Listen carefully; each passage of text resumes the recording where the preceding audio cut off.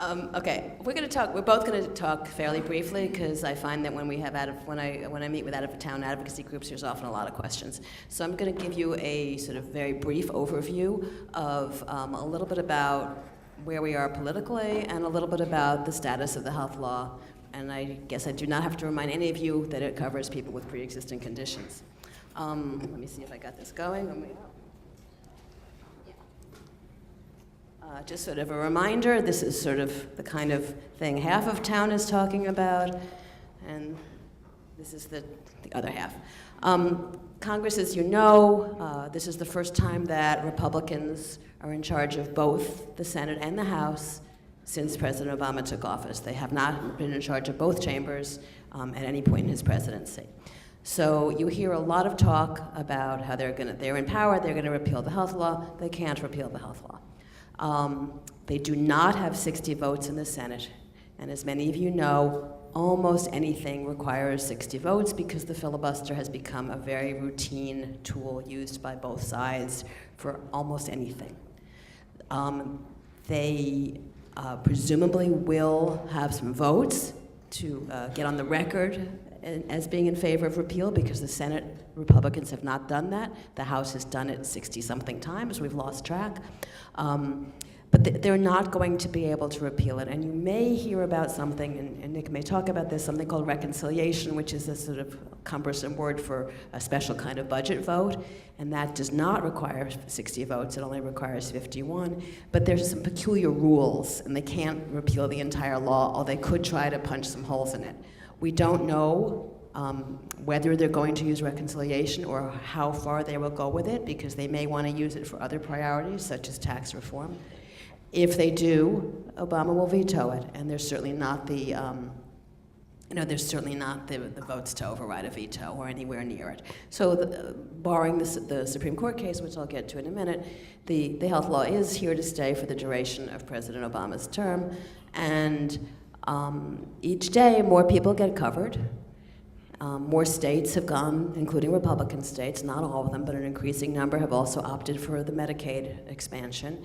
And as much as the Republicans hate it, it is becoming somewhat more integrated into healthcare in America. Many of you probably either, your families may have had insurance problems before because you are dealing with chronic, serious conditions. So I don't think any of the people who voted for it would say it was a perfect law. I don't think anyone on earth would say it was a perfect law. But I think that, the problem is everybody knows it's not perfect, but there really isn't any consensus right now to try to fix some things that there might be some bipartisan consensus to fix. Okay, so let's just talk quickly about where it stands. We now have about 11.4 million people signed up. They're not all technically enrolled yet. Some of them won't pay. It'll drop a little bit. On the other hand, you may have heard there's going to be some extra opportunities for sign up in the spring because of the tax penalties. We'll probably end up with roughly 10-ish million covered in the exchanges this year, maybe a little more, maybe a little less. Medicaid, actually a new report came out since I did this. I think we're very close to 11 million newly covered in Medicaid, and woodwork is 3 million. That's in the states that didn't expand. Woodwork means they were already eligible. That's a Washington, jargony word.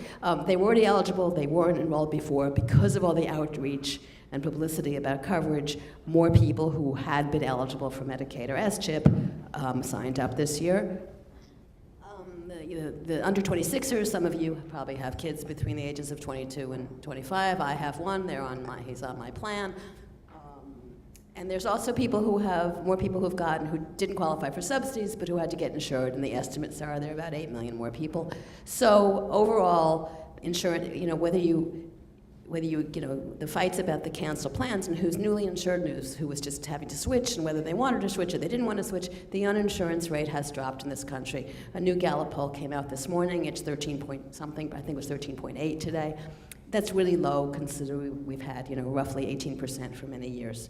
That's a significant drop in 1 year, and it will continue to drop.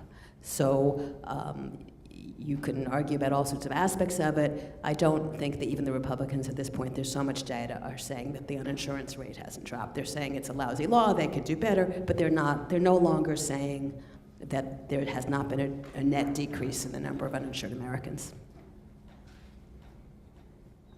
Originally, just go through this sort of quickly because some of you will know this. Originally, the idea was that every state was supposed to have its exchange. As you know, most of the Republican states did not do that. They used healthcare.gov, which sort of served them right, I guess. Last year's experience wasn't very good. Some of the blue states that tried to do their own exchanges did a lousy job. I mean, Maryland and Oregon had terrible times last year. Some of them migrated to healthcare.gov this year. The other thing is that the big surprise at the last Supreme Court case was they made Medicaid optional, the Medicaid expansion optional, and not all states did that. We're a little past the halfway point now because some of the Republican governors, like Kasich, Brewer, Arizona, Tennessee is trying, although it doesn't look like that. That looks like it just got shot down. But there are about 8 or 9 Republican governors who went with that. So that's also, it's hard to take something away. The King, we haven't, you'll see all sorts of numbers about how many people would be affected by the Supreme Court case.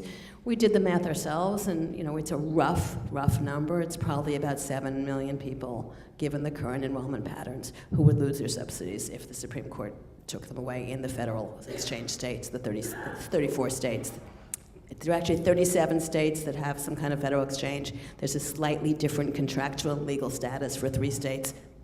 So this lawsuit would affect 34. Okay, it's not going away. I mean, as long as Ted Cruz is there, it's not going to go away. And he's not alone. He's sort of the more extreme manifestation. But there's no Republican who's not going to vote for repeal in the Senate. Just quickly, these are some, we won't get bogged down in numbers, but just the CBO these numbers are a few months old. There's been one more report, but they're showing a decline in the uninsured. Remember, there'll still be a lot of people uninsured. There'll still be something like 30 million. Some of those are illegal, undocumented immigrants, but this law does not get rid of uninsurance, but with the law, they're projecting around 30. Without the law, it would have been between 50 and 60, so it improves it.